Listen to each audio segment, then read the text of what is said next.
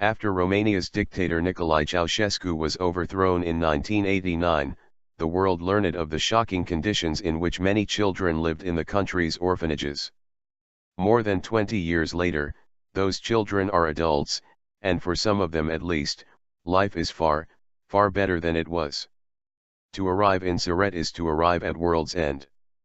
The train from Bucharest, clatter-boom, through the night, goes only as far as Suceava, an historic city mauled by the communists.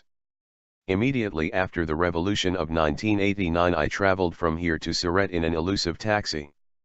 Now Catalin, with his own car hire firm and a canary yellow cap, waits for me at the station, ostentatiously dusting down his Vauxhall Astra. The drive, hurtling between cabbages and corn, horses with their carts and a pink sky that crashes into the Moldavian plains, is a reminder of how far you have come from the dusty fug of Bucharest's Gara du Nord. Siret was a quiet border town, spitting distance from the vast expanse of the USSR.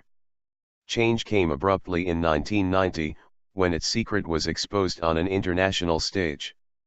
In a four-story former Austrian army barracks, Romania hid its largest gulag for abandoned and disabled children, far away from the capital. Communists did not cope well with imperfection. In came the foreign do-gooders. The broken orphans learned to cry, and Siret's entrepreneurs sourced German beer for their prestigious newcomers. Some charities lasted the course, others moved on with the rolling tide of news, but amidst the global opprobrium Siret and many of its abandoned young stayed put. They are adults now. Few were adopted. It turns out Westerners do not cope well with imperfection either. Eventually the barracks was abandoned. The 100+ adults unable to live independently were moved to another austere stone building, smaller this time with wire nettings and landings overlooking a concrete courtyard. Dribs and drabs of foreign money have paid for new sheltered accommodation for the lucky few. But more than 20 years after the revolution, the most vulnerable adults still rock back and forth in a building that resembles a human hencoop. When they saw us, the young adults ran over, euphoric, anticipating attention, touching the camera, hugging me and the other visitors, keen for a small shard of love. A reminder of what it used to be like when the foreigners came to play. 2 decades on, and the familiar smell of sweat and wet stone walls has not gone away, nor the disturbing noises of those unable to express themselves. But there is a key difference between now and then. He is called Tibi Rotaru, a man with his clear kind blue eyes and a crumpled shirt. He was there to meet me. A local lad of just 17 when the first wave of foreigners came, Tibi was roped in as a translator.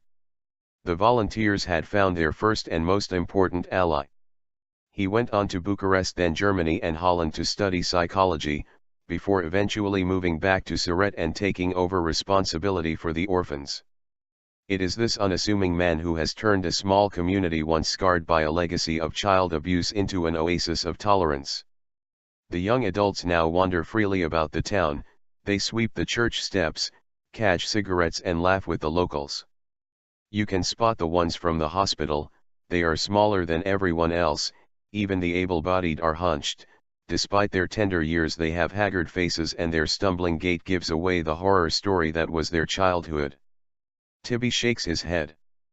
Their lives were stolen from them, and still they don't have what they need, he says. His young adults, and make no mistake they are his, to watch him with them is to watch a father with an unruly loving brood, now have a bright shiny new home to move into. The undignified rows of beds will at last be history. Of course, Tibi reminds us, this building has been ready for over a year, sitting empty. He knowingly points to the crow's feet in the corners of his eyes. I have traveled fortnightly to Bucharest in the hope of meeting a minister. A lot of funds have been spent on this project, but they couldn't find the money for a boiler. He laughs. How can I move the young people with no heating? But Tibi has the patience of a man born into a system he knows he must work with, not against. Siret's young adults have now been told their new house will finally have heating and hot water. In a town where the winter temperature drops 30 C, 22 F, Tibi has once again proved that dreams can come true. so long as you are prepared to wait 23 years.